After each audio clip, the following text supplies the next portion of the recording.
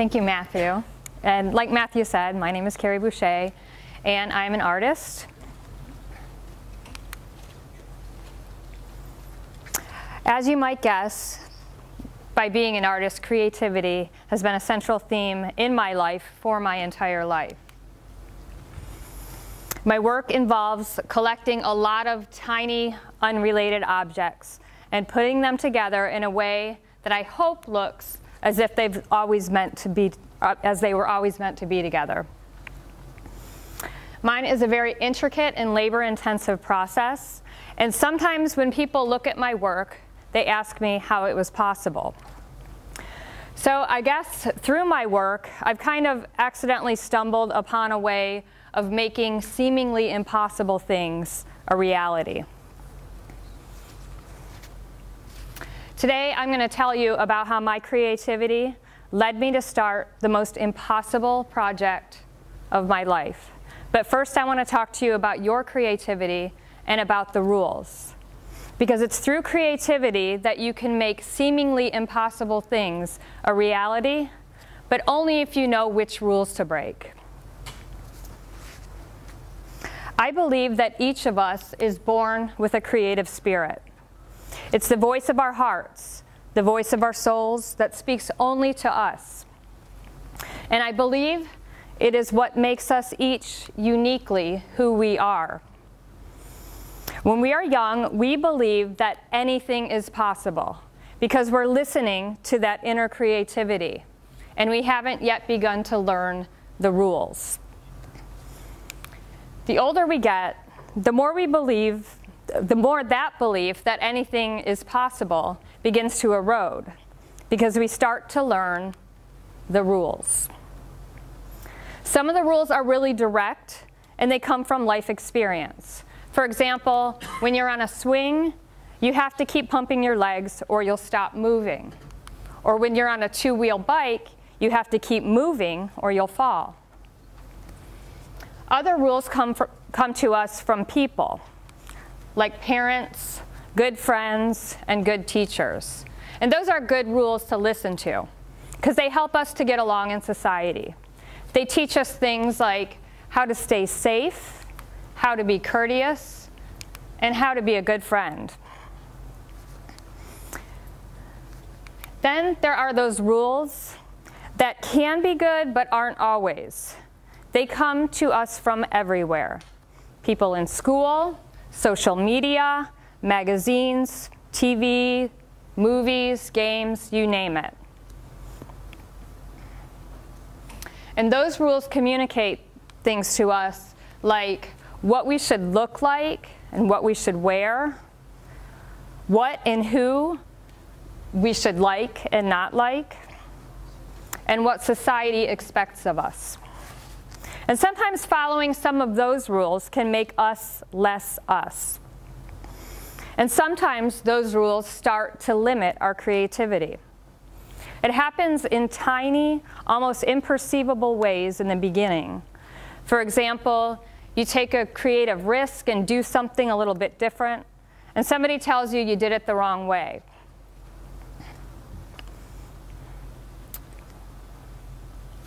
Or worse, sometimes they don't say anything, but you see the criticism on their face. Later, when we start taking on a little bit more responsibility in life, we run into rules that start telling us things like what kinds of things others think are practical, and what kinds of ideas and projects people think are too big, too risky, and impossible. You know the rules. They're communicated to you every day, whether it's spoken or unspoken. Okay, now back to my most impossible project. A few years ago, I realized in horror that I had grown up. And in the process, I had just about stopped listening to my creativity.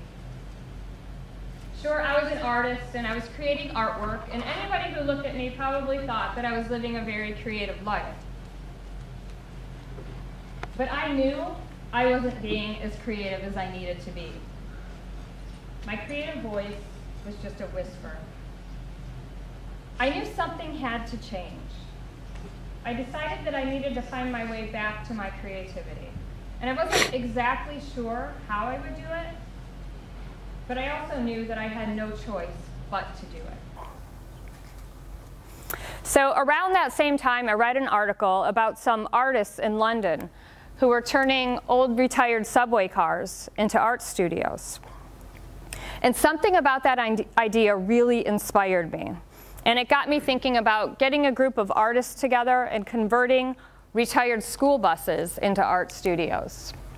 And I had this dream of traveling the country in this artist caravan, making and selling artwork to fund the trip, to buy our food, to buy our gas. And as awesome as that idea sounded to me, at the time, it also sounded too big, too risky, and impractical, because I was still listening to the rules. So I decided to put that idea in the back of my head and maybe save it for later. In the meantime, I got a job as an art teacher, and that was very safe, according to the rules. I loved teaching. I loved being creative every day and having all the tools and supplies of art making around me. I had so much fun with my students, and I found that the only time that they really didn't want to listen to me was at the end of art period when I told them it was time to clean up. They always wanted more art, and I always wished that I could give it to them. So there were a lot of things about being an art teacher that I really loved. But I didn't love the meetings. And I didn't love the fact that so many students were pulled out of art class because the administration thought that they could use a little more practice for FCAT. And that students were pulled out of art to go to gifted. And every once in a while, when a student got in a lot of trouble in school, they were pulled out of art as a form of punishment. And even though I guess they had done something wrong, I still didn't think that was right. I didn't think it was fair that anybody be pulled from art class. I believed that everybody who wanted to participate in art should be able to, and art class is for everybody, and that there are no exceptions. But these were the rules. I wish that I could just teach my students outside of the school environment, where the school rules didn't apply.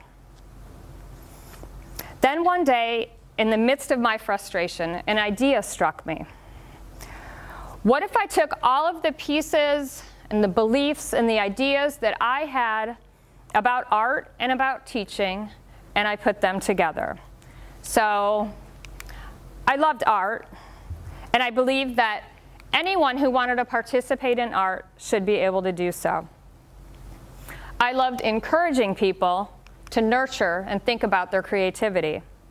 And I love the idea of a studio on a bus. When I put these pieces together, a light bulb went off in my head. And that's the spark of inspiration that we're talking about today. I finally understood that mobile studio that I had dreamed of was never supposed to be just my studio. It was supposed to be a studio for anyone and everyone who wanted to participate in visual creativity. It was supposed to be a public studio that could go neighborhood to neighborhood and bring art to anyone who couldn't or wouldn't participate in art otherwise. I was inspired. I really wanted this to happen. Right away, I started a task list in my head. I needed to buy a bus, get it insured, learn to drive it, find a place to park it, pull all of the insides out of it, build a classroom inside of it, buy art supplies, find a whole bunch of people who wanted to take art lessons. And then I thought, holy cow, this is getting really overwhelming. So almost as soon as I got the idea, I dismissed it, because I was listening to my inner critic telling me the rules. The inner critic convinced me that this idea was impossible, and if not impossible, very impractical. I didn't have much money to buy a bus, I had never driven a bus. I had never done a big conversion project before. And this list of I have nevers was going on, and that was it. The bus project was off the table. It wasn't going to happen.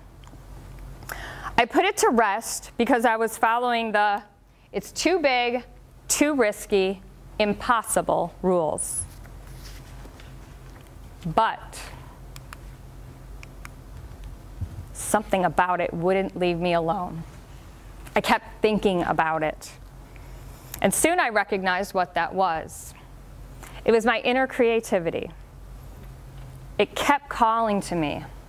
It was inspired, and it was determined to make this bus thing happen. And the more I thought about it, the more I knew that if I trusted my creativity, everything would be okay. It might not turn out exactly the way I planned, but I knew it would be okay to start following this path. So that's what I did. But just because I decided to follow the path didn't mean that instantly all of those obstacles disappeared. I still had an impossible project on my hands. The only difference was, now, despite knowing that it was impossible, I was going to do it anyway, which, according to the rules, makes me a little crazy.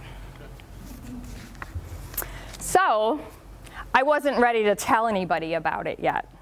I wanted to really think it through before I started telling anybody. Because, well, if according to the rules I was going to be crazy, then I at least wanted the least little chance to also be successful. So I began making a plan, first in my head, and then on paper. I lived and breathed this project 24/7, and I so believed in it. Within a couple of weeks, I just couldn't keep it to myself anymore. And I decided to start telling a few really close friends to see what they had to say, to get a little feedback on my idea. And a funny thing happened when I started sharing my ideas. They didn't laugh at me, and they didn't tell me I was crazy. They actually got excited, really, really excited. And they said, yes, we need this, and you have to do this. And what surprised me the most was next, so many of them asked, what can I do to help? I didn't expect the help. The help was the wild card that has made this impossible project possible. Originally, when I was thinking about the project, I was imagining doing the entire thing myself. And I was right that if I had been doing the entire thing myself, it would have been impossible. But the more people I told, the more it became clear that this project was a lot bigger than just me, and that the community would come together and help make this thing happen because they believed in it just as much as I did. And that is an incredible thing. Let me tell you, it is an unbelievable and humbling and beautiful thing to trust your creativity enough to act upon it, even if it means breaking the rules, and then to have an entire community come together and help you achieve your vision. I decided to call it the Neighborhood-Oriented Mobile Art and Design Studio, or simply NOMADstudio. The word kept spreading and offers of help kept coming in. And then a truly amazing thing happened. A few of the most generous people I've ever come across in my life donated the most unique bus to the program, a former Arlington Transit bus. And in that moment, what was just an idea became a reality. And so many people have been beyond generous with their time, with their efforts, with their energies, and with their hearts. spending hot summer hours on the bus, working away to make it what we all know it can and will be. And help continues to pour in. It seems that whenever I need something for the project, it's there. It almost seems as if the art bus is willing itself into existence. The impossible art bus. So let's go back really quick and talk about the rules one more time. When people criticize other people's big creative ideas, it's because they're trying to get them to follow the rules. And when this happens, a lot of creative people begin to lose confidence in their creative abilities. They'll dismiss an idea even before they put it out there for fear of what people will think or what people will say. Or they begin to reshape their creativity to fit within the framework of what others expect of them. But predictable creativity never amazes anyone because it's what everyone expects. So when you're exercising your creativity and someone suggests that your ideas are wrong or too big, too risky, or impossible, I want you to realize what is happening. And more than anything else, I want you to realize that you have a choice. That it is in that moment that you can decide for yourself which rules you're going to follow and which you're going to ignore. So now I have to ask you, what is your impossible project? Thank you.